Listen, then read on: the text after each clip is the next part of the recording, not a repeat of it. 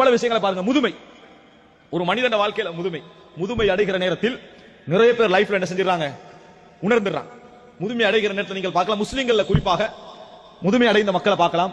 டைமுக்கு பள்ளிக்கு வந்துருவாங்க, குர்ஆனை ஓதுவாங்க, சுன்னத் தொழுகைலாம் தொழுவார்கள். ஆனால் அவர்களுக்கு கூலி உண்டு, சந்தேகம் கிடையாது. ஆனால் அவர்கள் ஒன்றை உணர்ந்து உண்மையான முஃமின்களாக இருந்தால் நொந்து கொள்வார்கள். என்ன காரணம்? இன்றைக்கு நான் வணங்காமல் தொழாமல் இந்த இடத்திலே வேறு செய்வதற்கு எனக்கு எதுவுமே இல்லை, எனக்கு வேறு செய்யறதுக்கு எனக்கு எதுவுமே இல்லை. காரணம் என்ன? நீ விரும்பி பார்க்கின்ற காட்சி அல்ல டிவியில கூட உன்னை புள்ள பார்க்கிறது. நீ விரும்பி பார்க்கிற காட்சி அல்ல டிவியில கூட உன்னை பிள்ளை பார்ப்பது நீ விரும்பி பார்க்கிற காட்சி அல்ல. அது மாத்திரமல்ல, உன்னோட வந்து பேசுறதுக்கு யாருக்கும் டைம் இல்ல. நீ சொத்தெல்லாம் எழுதி முடிச்சிட்ட, உன்னோட பேசி இருக்கணும் எந்த அவசியம் அவங்களுக்கு இல்லை. இன்னும் சொல்ல போனா, நீ அழைப்புக்கு பதில் சொல்றதுக்கு ஒரு வீட்டுல யாரும் இருக்க மாட்டாங்க, எவ்வளவு மரியாதை கொடுத்திருந்தாலும் சரி. என்ன காரணம்? நீ இப்ப சுமை. ஒரு காலத்துல நீ தான் சுகம், ஆனால் இப்ப நீ சுமை. இந்த நேரத்தோட எது இன்பமா விளங்கும்? பள்ளிக்கு வந்து தொழுவது, குர்ஆனை ஓதுவது, அது மட்டும் இன்பமா விளங்கும். அல்லாஹ் எங்க இடத்துல எதிர்பார்த்தது என்ன தெரியுமா? இது இந்த உலகத்துடைய சுகமெல்லாம் உன்னை சூழ இருந்ததே, அப்ப இன்பமாக இருந்திருக்கணும். அல்லாஹ்வுடைய வணக்க வழிபாட்டிலே வளர்ந்த ஒரு இளைஞன், ஒரு மனிதன் ஹதீஸ் சொல்லல, ஒரு இளைஞன், அவனுக்கு இளம் வயதுல என்ன செய்திருக்கணும்? பாரமாக இருக்கும். இளம் வயதை பொறுத்த வரைக்கும் உலக சுகங்கள் எல்லாம் சூழ்ந்து இருக்கக்கூடிய நேரம். அந்த நேரத்தில் அவனுக்கு அதான் தேவை என்று இருக்கும். அந்த மாதிரி தேவை என்று இருக்கிற நேரத்தில், யா அல்லாஹ் எனக்கு நீதான் முதல் அப்படின்னு சுஜூத் செஞ்சானே, அப்படி என்று சொல்லி இறைவனிடத்தில் பாவ மன்னிப்பு கேட்டானே, இறைவனை தொழுதானே, தஹஜ்ஜத் வேளைகள் எழுந்தானே, தன் சொத்துக்களை சுகமாக அனுபவிக்க முடிந்தவர்கள் என்னமெல்லாம் அனுபவிக்கிற நேரத்தில் அது தர்மம் செய்தானே, அவனுக்கு வந்த முதுமையுடைய நேரம் மிகப்பெரிய இன்பமான நேரமாக இருக்கும். அந்த முதுமையுடைய நேரம் உச்சகட்டமாக இருக்கும். அன்புள்ள சகோதரர்களே, அல்லாஹு தஆலா ஒரு நாளும் கஷ்டத்தோடு செய்யக்கூடிய நல்ல வேலைகளையும் செய்தே ஆக வேண்டும் என்ற சூழலில் செய்யப்படுகின்ற நல்ல வேலைகளையும் சமமாக்க மாட்டான். அல்லாஹு தஆலா சொல்கிறானே, அதாவது யாரெல்லாம் மக்கா வெற்றிக்கு முன்னால் செலவழித்தார்களோ, யாரெல்லாம் மக்கா வெற்றிக்கு முன்னால் தர்மம் செய்தார்களோ, போராடினார்களோ, அவர்களும் மக்கா வெற்றிக்கு பின்னால் போராடினார்களோ, செலவழித்தார்களோ, அவர்களும் சமமாக மாட்டார்கள், சமமாக மாட்டார்கள். வகுல்லம் வஅதல்லாஹுல் ஹுஸ்னா, ஆனால் எல்லோருக்கும் இறைவன் நல்ல கூலியை வாக்களிக்கிறான், சமமாக மாட்டார்கள். ஏன்? இந்த முஹம்மத் வெற்றி பெறுவாரா இல்லையான்றதை விட்டு, அவர் உயிர் தப்புவாரா இல்லையா என்ற காலத்தில் சொத்துக்களை கொண்டு வந்து குவிச்சு உயிரை கொடுக்கிறதுக்கு போராடினவர்கள்.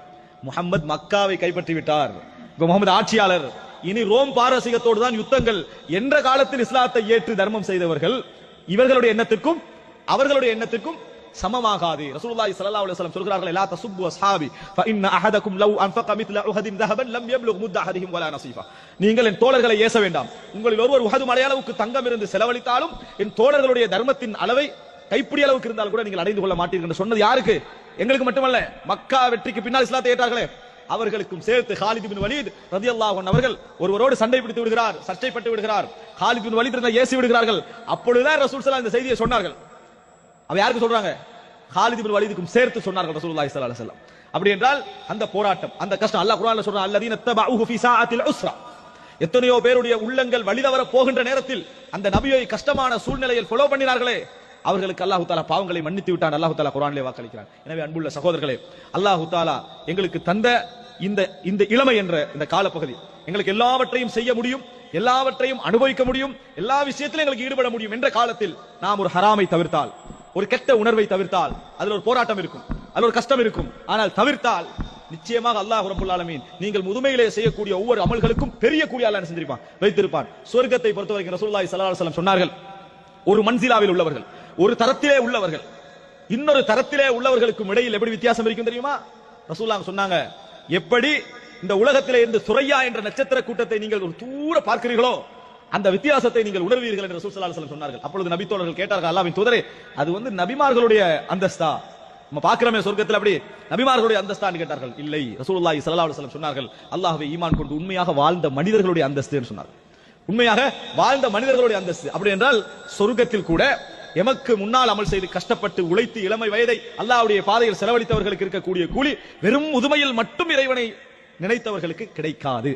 அவர்களுக்கு கூலி உண்டு, சமமாக மாட்டார்கள், சமமாக மாட்டார்கள் என்பதை அந்த செய்தி எங்களுக்கு சொல்வதை நாங்கள் பார்க்கிறோம். அப்படி என்றால் அன்புள்ள சகோதரர்களே, ஒருவர் காலம் ஃபுல்லாக சுன்னத்து தொழுகிறார், அவர் இன்னொரு வழியின் மூலம் வேண்டுமென்றால் அந்த சுன்னத்து தொழுகை அடைந்து கொள்ளலாம், இன்னொரு வழியில் இன்னொரு அமலின் மூலம் அடைந்து கொள்ளலாம். ஆனால் இந்த சுன்னத்து தினமும் தொழுதாரே ஒருவர், அவருடைய அமலை விட்டு விட்டு தொழுதவர் ஒரு நாள் அடைய முடியாது, ஒரு நாளும் அடைய முடியாது என்பதை புரிந்து கொள்ள வேண்டும். அப்படி என்றால் அல்லாஹு தஆலா முதுமை எங்களுக்கு ஒரு